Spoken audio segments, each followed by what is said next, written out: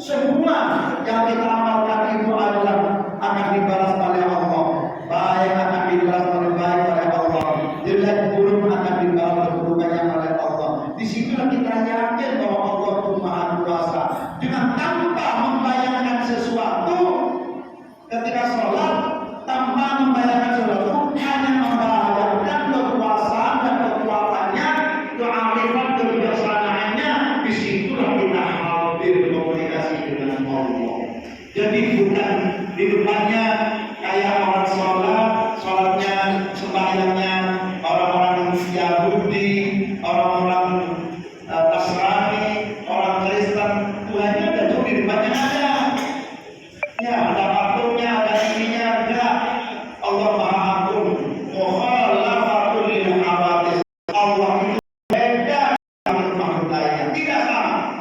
Tidak akan ada sama dengan makhluk yang lain. Dengan makhluk apapun Allah tidak sama. Kalau masih disamakan dengan makhluk, maka daya kita itu namanya syirik. Rasulullah ketika mi'raj menghadap pada Allah, ketika menghadap turunnya saya dipanggil oleh Allah, ditanyakan oleh sahabat, seperti apa Allah ya Rasulullah? Tidak seperti apa-apa. Dan insya Allah besok hari kiamat kita setelah masuk surga, kenikmatan yang paling besar itu adalah melihat Allah Subhanahu wa Ta'ala. Ila rabbika nadhirah, di surga itu kepada Allah akan melihatnya. Kenikmatan itu di dunia dapat 1, perbandingan di akhirat 100. 100 itu untuk orang Islam yang masuk surga. Supaya masuk surga 100. Sekarang 1 dia sifat rahmat Allah itu untuk seluruh dalam raya dari perbuatan masih 1. 1 dibuat untuk kita semua. Itu masih lebih. Bayangkan kalau di akhirat nanti yang 99 dari 100, satunya untuk di dunia, 99 yang di akhirat, itu kenikmatan yang luar biasa.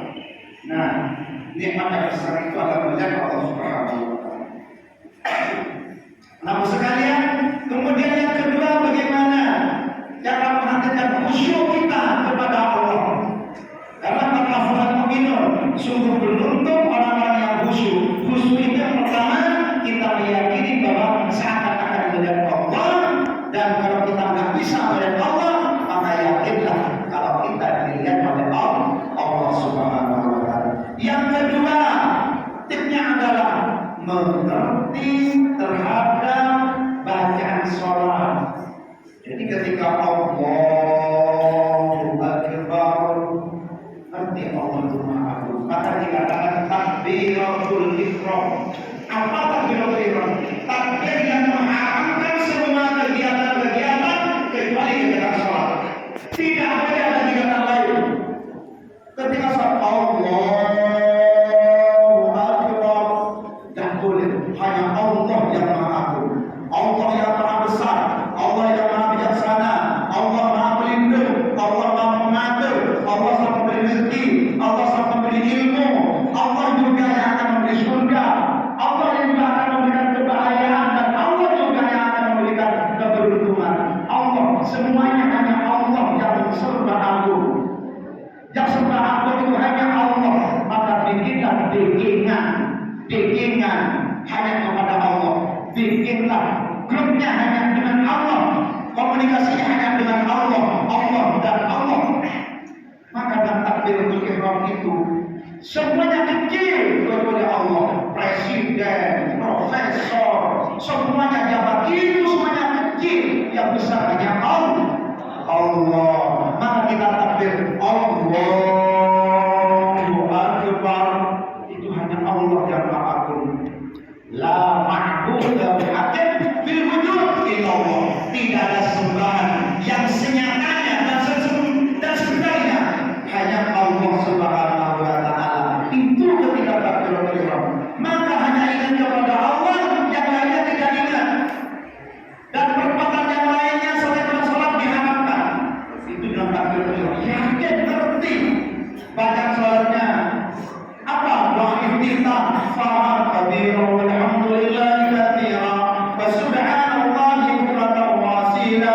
inni wajjahtu wajhiya lillazi fatara as-samawati wal arda hanifan musliman wa ma ana minal musyrikin. Inna salati wa nusuki wa mamati lillahi rabbil alamin. Kalau itu dibaca anak mengerti ya Allah. Inna salati, sesungguhnya salatku ya Allah. Itu perjanjian dan pernyataan kepada Allah. Inna salati, sesungguhnya salatku ya Allah. Wa nusuki, dan ibadah hajiku ya Allah. Wa mahyaya, dan hidupku ya Allah. Wa mamati, dan matiku ya Allah. Lillahi rabbil alamin. Milik Allah, Tuhan yang menjadi raja di alam.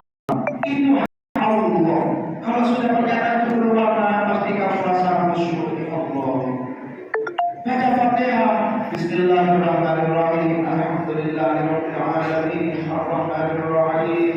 Maliki yaumiddin. Itu terbayang semuanya hanya kepuasan Allah. Maka pada kesempatan yang lain yang akan mengganggu, saya akan masuk pun tertolak karena kamu khusyuk.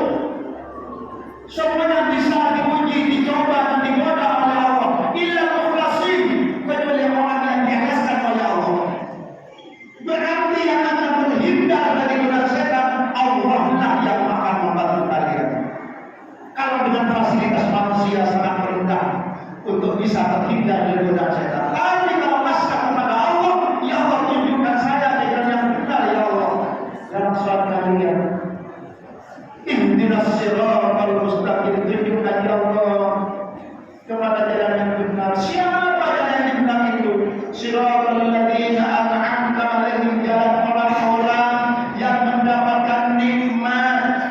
Bukan jalan yang orang. Oh, minta masuk jalannya Allah. Tanya apa? Kita nggak tahu. Maka jalannya orang-orang, orang yang sholat itu yang diikuti. Jalannya Rasul seperti apa? Cuma Rasul diikuti. Tata namanya guru diikuti, sholatnya guru kalian diikuti, kiainya kalian diikuti, seperti itu. Siratal ladzina an'amta 'alaihim ghairil maghdubi 'alaihim waladdallin. Bukan orang-orang yang mendapatkan kesesatan, bukan itu. Jadi minta kepada Allah, karena sholat itu adalah doa. Selain kamu mengerti makna sholat, itu berarti kamu sudah ngerti apa yang dibaca. Ketika kamu yang dibaca akan menambahkan kekhusyuan kepada Allah. Yang ketiga, kamu yang ketika sholat sedang komunikasi dengan Allah, sedang komunikasi, sedang berdoa, sedang meminta kepada Allah. Maka ketika minta kepada Allah, salah satu syaratnya wa antum muqinuna bil ijabah. Kami yakin bahwa apa yang mau minta pasti dijawab oleh Allah, pasti akan diberi oleh Allah. Ud'uni astajib lakum. Minta kalian kepadaku, kata Allah, saya akan ijabahkan. Itu janji Allah. Inna Allah la yukhliful mi'ad. Allah tidak pernah ingkar janji. Allah tidak pernah ingkar janji. Kalau Allah akan memberi, pastinya kalian akan diberi. Minta saja kepada Allah. Minta kepada Allah. Harus minta. Harus minta kepada Allah. Yang terakhir, bagaimana tip untuk khusyuk? Memahami aturan sholat. Wa kullu man bi ghairi ilmin ya'malu amalu mardudatun la tuqbalu. Wa kullu, siapa saja, man orang, siapa saja di antara kalian. Wa kullu man bi ghairi ilmin, dengan tanpa ilmu pengetahuan, ya'malu, dia bekerja, dia beribadah, amalu, maka amalnya tertolak, tidak diterima oleh Allah. Itu yang menyebabkan tidak khusyuk. Maka wajib tahu tentang nama sholat. Wajib. Contoh nih, saya banyak melihat sholat temanmu itu. Setelah orang kemana-mana langsung karena ada sesuatu lalu itu tidak persiapan sholatnya saya kurang. Jadi benar-benar kalau lafaznya sunnah, usolli sunnatul duha raka'ataini mustaqbilal qiblah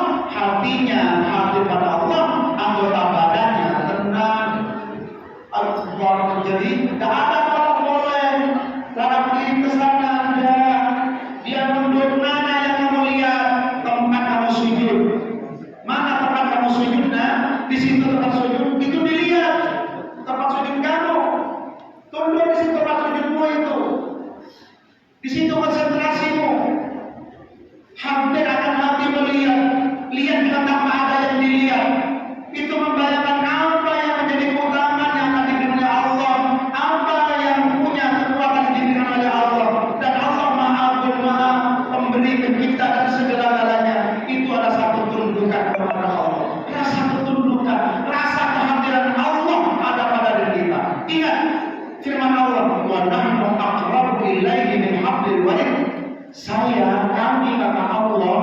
Allah ini berfirman, akrabu. Nah, akrabu isim tafdil, lebih dekat dari murad lehermu. Ini Allah itu lebih dekat dari murad leher. Jadi Allah itu lebih dekat dari kita, menyatu dengan kita. Kenapa tidak kita tolong kepada Allah? Kenapa kok tidak sujud kepada Allah? Kenapa kita tidak tunduk kepada Allah? Kenapa kita tidak pasrah kepada Allah? Saatnya sekarang, ketika sholat diberikan pasrah total, sehingga sholat itu dapat membias pekerjaan lain selain sholat. Itu khususnya nilainya kan di situ. Jadi ketika sholat kamu sudah tahu ilmunya, maka takdirnya harus lurus tangan agak tingkat seperti ini, berada di antara telinga, di atas bambu. Allah, ini lurus ini. Jadi angkat di bawah Allahu Akbar. Begitu ruku, perhatikan.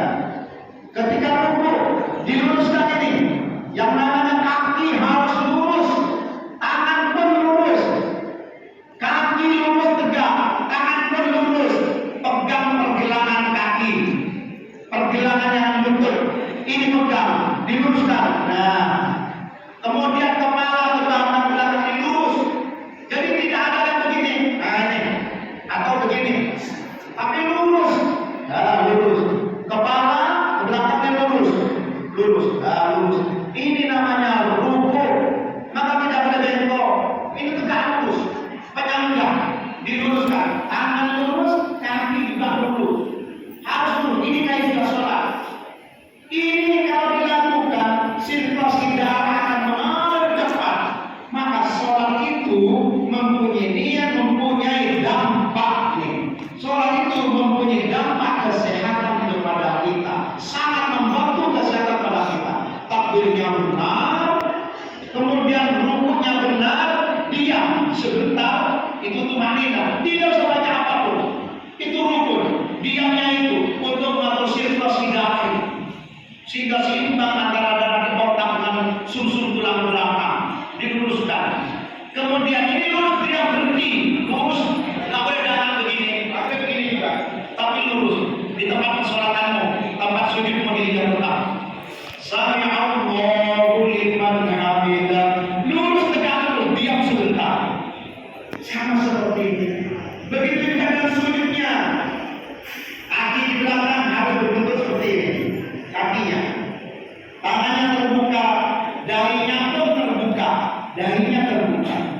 Tempat sujud, tangan, dua tangan, kepala, dahi ini ada di bawah, mata dada atas, gerigi, kaki semuanya nampak diserongkan ke dalam tanah, ya. Kemudian lutut dua, jadi anggota aku sujud, lutut dua ini, kaki dengan jari-jari, tidak boleh sehingga berat. Otak ini, dahi ini merasa diberatkan, harus berat ke depan. Jangan diniatkan, diberatkan di otak, di kepala ini diberatkan. Ini akan terjadi pembantuan untuk mengatur darah sampai ke otak, mengatur. Maka sujudnya diramai.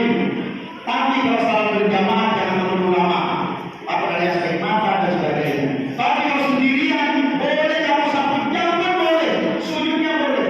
Sampai kamu nanti itu kesehatan, mengatur kesehatannya, sirkulasi darahnya. Duduk menyeimbangkan lagi, darah diseimbangkan lagi. Sujud bagaimana mengisi darah otak, itu kesehatan.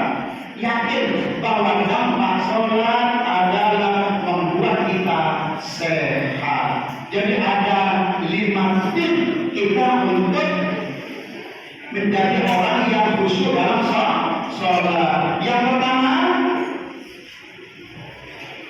atau sudah lupa, dan pertama lupa.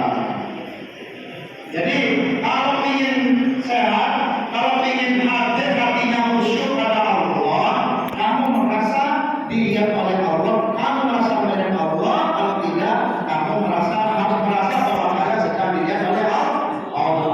Maka kita tahu bahwa kita sedang dikontrol oleh Allah. Yang kedua,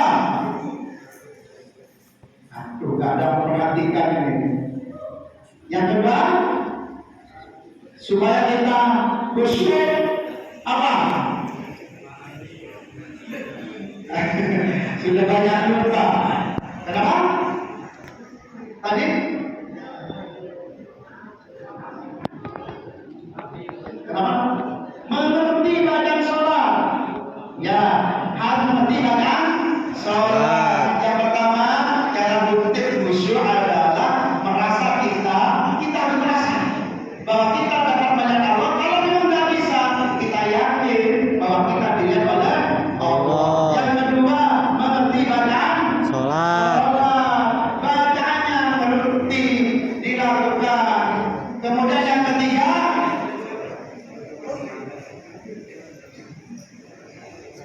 mengetahui,